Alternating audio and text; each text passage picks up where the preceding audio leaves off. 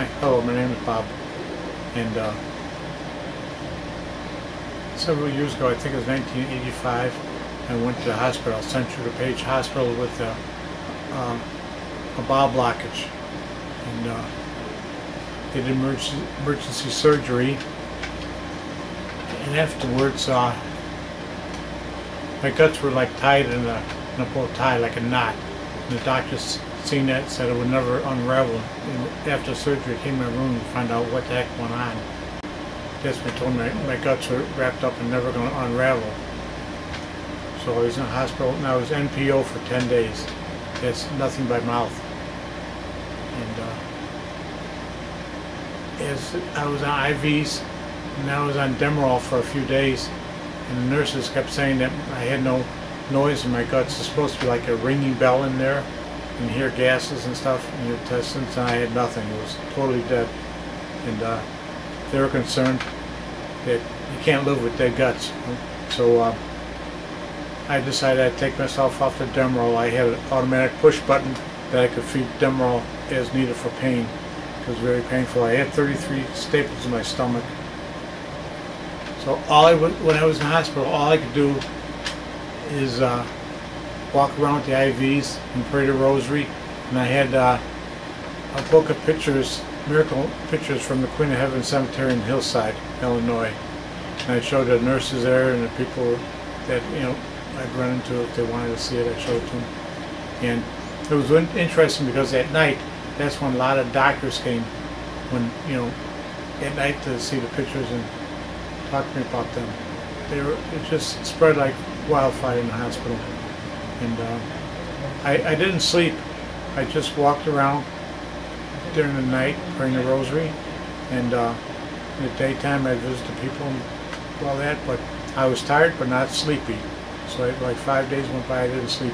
But as I was noticing, as the time went by, that I was getting weaker and weaker. And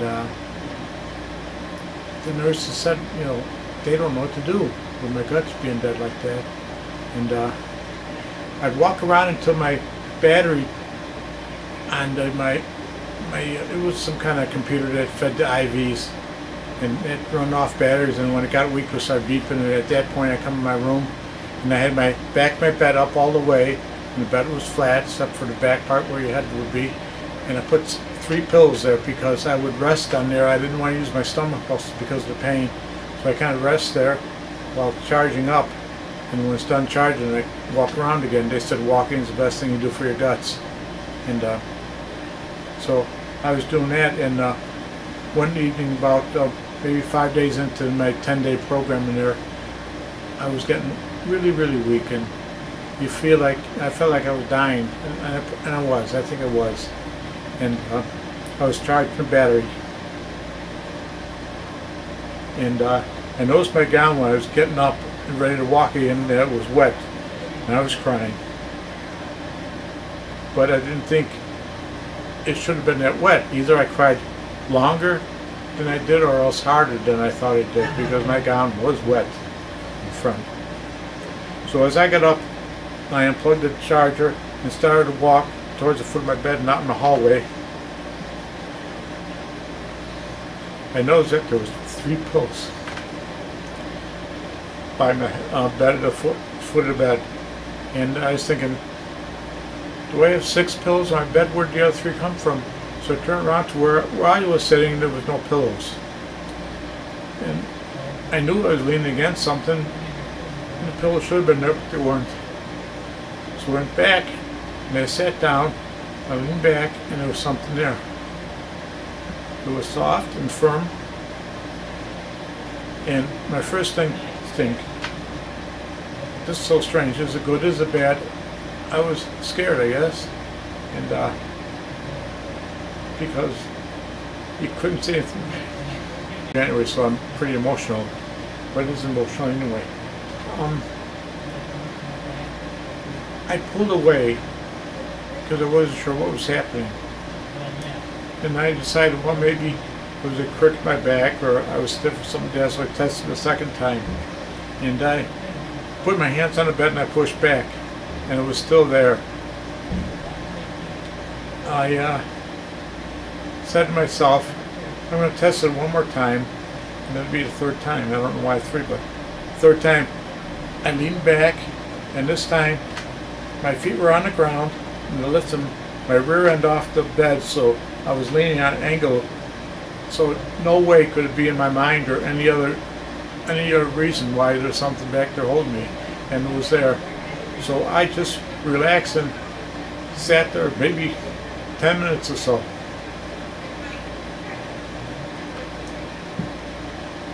I didn't talk, I didn't ask questions, whatever. I wasn't sure what was going on. And basically it was peaceful, but so weird, so strange that it's a possibility. And you know, I don't know, I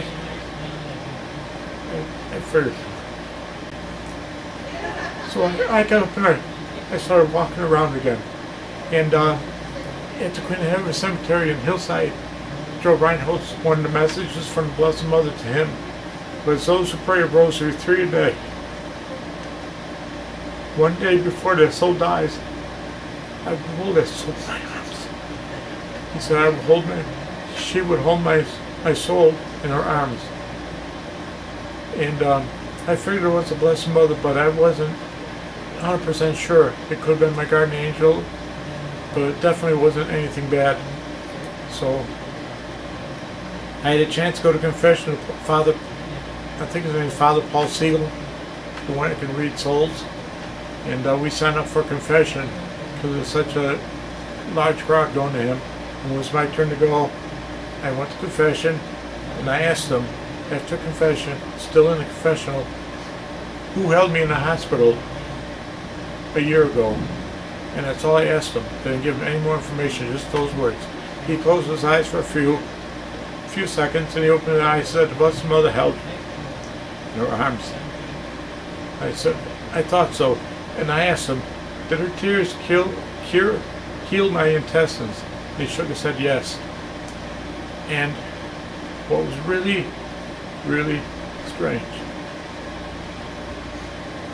he got up, and I was ready to leave, but he got up, he put his arms around me.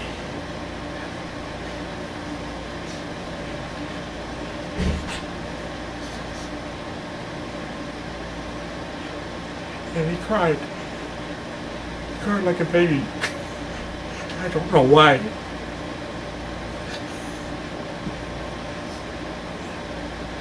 That's what I have to say. I wasn't deserving of this, but wow, it's amazing. The Blessed Mother did say, share our miracles. So that's why I'm telling you this. I guess that's it. Thank you for listening.